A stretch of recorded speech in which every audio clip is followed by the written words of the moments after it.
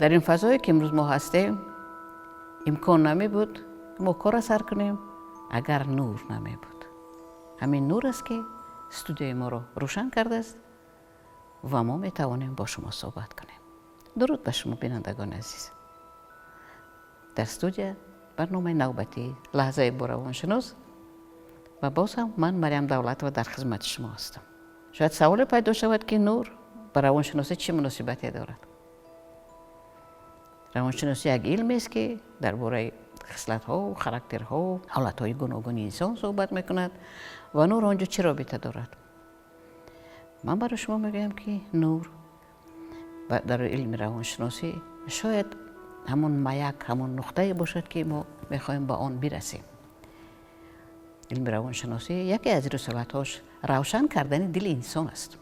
وقتی که ما در زبان تاجیکی کلمه نور، روشنایی، ضیا اینها رو استفاده میبریم خیلی معناهای زیاد دارد. مثلا یک قشر جامعه رو ما ضیایی میگیم. اینها کیستند که آنها رو ما با نام ضیایی معرفی کرده ایم، شناختن میخواهیم؟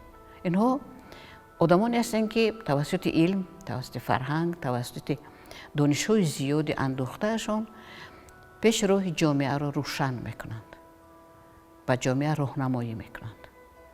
جایی که اصلاح طلب است آنجا هم نور میافکنند